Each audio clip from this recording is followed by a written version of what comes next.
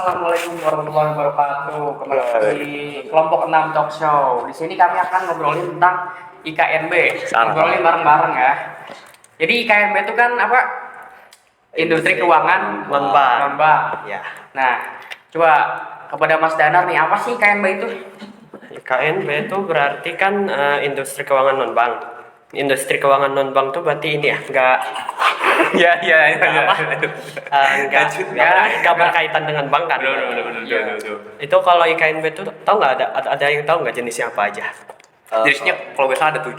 8. Coba gimana? Oh iya 8.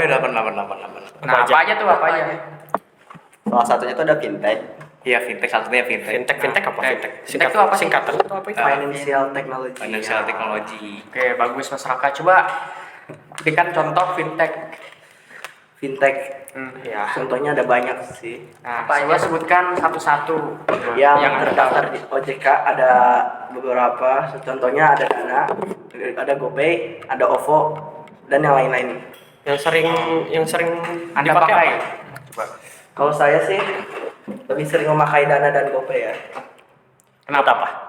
karena buat kebutuhan Gojek. Oh iya. Anda berprofesi sebagai Gojek. Penumpang. Dia sering pakai ojek gitu, nanti Iya. sering pakai gojek. Kalau jenis lainnya apa lagi? Banyak. Oh kayak ini apa namanya tuh?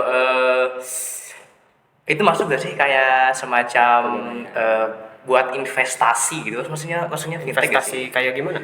Contohnya tuh bibit tau gak? bibit. Nah itu kan bisa investasi mulai dari 10.000 tuh. Nah itu masuk gak sih harusnya? Masuk sih kayaknya. Kan diprediksi juga fintech tuh di masa depan bakal mengadopsi teknologi luar kayak Nah. blockchain, kripto. Berarti tentang investasi gini nih. Blockchain itu apa? Coba blockchain. Ihsan ada pertanyaan nggak untuk Untuk Nopal, Danar, Raka itu. Iya, boleh tanya. Bukan saya host. Iya. Kan Danar host. Boleh. Blockchain itu apa sih? Blockchain itu kayak sistem ya Rak, ya? Iya, sistem. Jadi sistemnya tuh kayak blok, ada rantainya. Jadi setiap transaksi yang terjadi itu akan dihimpun ya dalam blok. Blok itu bukan maksudnya kayak blok bentuk fisik, tapi Iya. di dalam dunia komputer bloknya tuh nanti setiap transaksi itu kalau udah penuh di bloknya nanti disambung sama rantai, terus ada lagi transaksi. Dan blockchain itu setiap selesai transaksinya tersebut bisa dilihat oleh semua orang, jadi mustahil ada korupsi. Iya, mustahil korupsi. Menarik ya. Ya itu juga sekarang itu paling aman lah ya, insya Allah. Jadi Kalau ngomongin gitu-gitu pasti ada kekurangannya. Kalau kalian mikirin apa itu kekurangannya fintech apa gitu kira-kira? dari keamanan sih biasanya kan kita kalau pakai aplikasi semacam Dana gitu kan masukin data diri, nah itu Ya. kan masih ada juga kebobolan atau apa-apa itu data diri. Berarti belum sepenuhnya aman.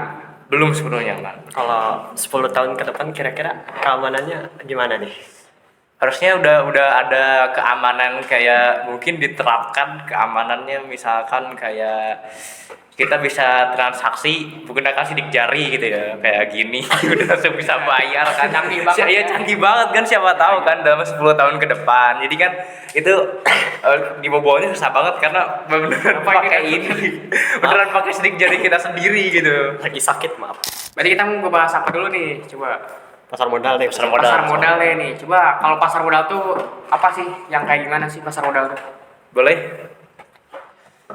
Oke ya, jadi gue jawab nih. Silahkan coba Mas. Boleh. Pasar modal itu menghubung investor dengan institusi perusahaan. Seperti contohnya investor mau beli saham, kita harus punya aplikasinya tuh ya, exchange-nya. Ya, ya. Atau yang lainnya lah, nggak cuma saham, obligasi, yang lain juga. Setahu saya cuma itu. Berarti Sistemnya tuh gimana sih pasar saham tuh coba?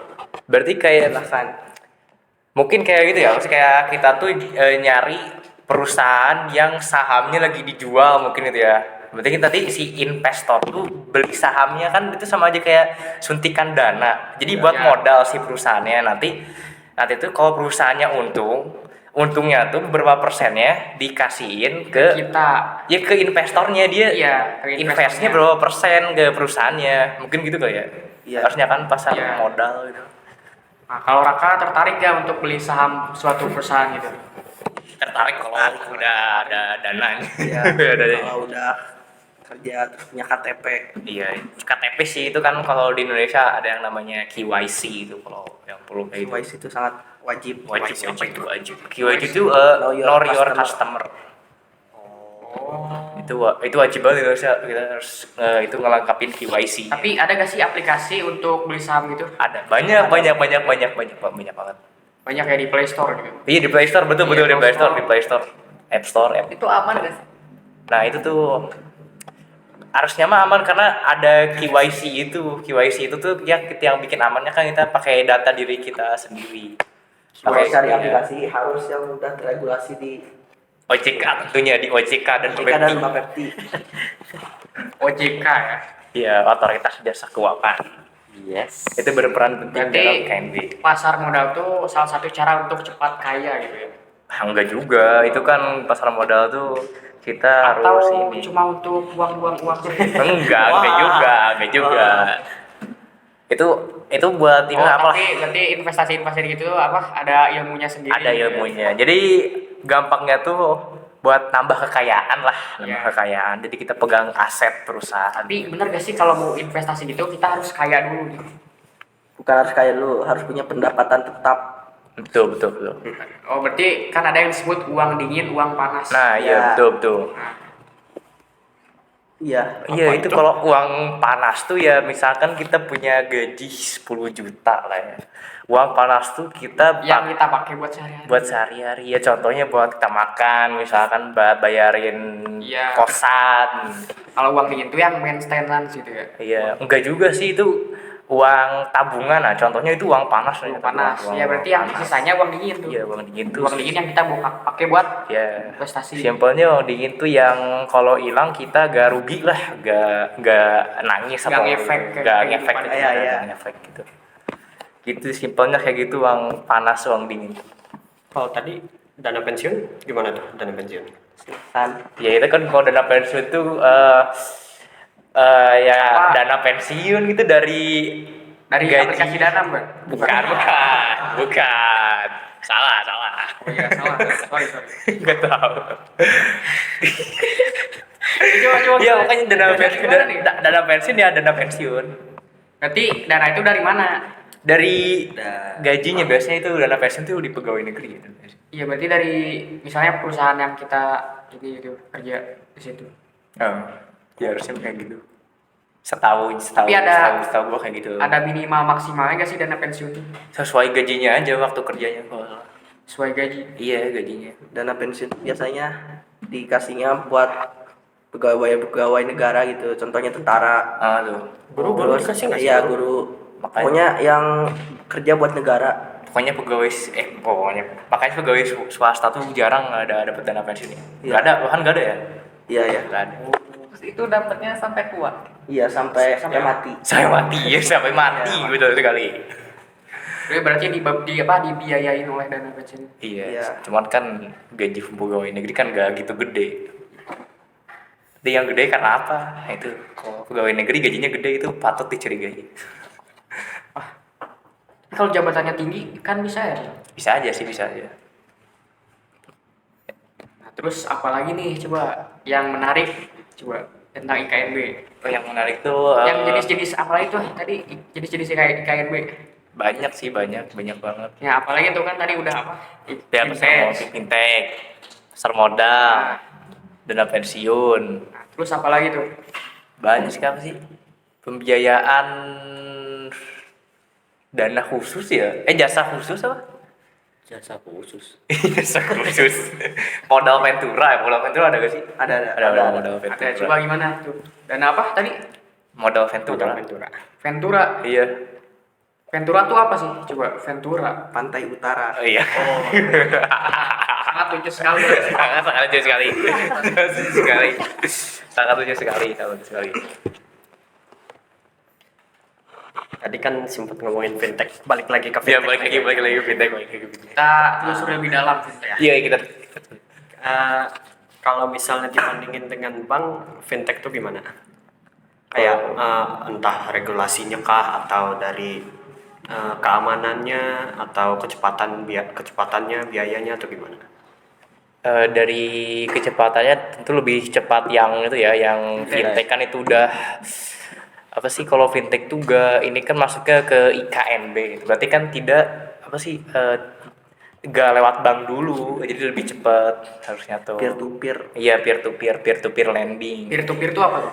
Jadi dari orang ke orang, maksudnya bukan dari ininya ke orang yang Tanpa perantara. tanpa perantara gitu maksudnya, tanpa perantara.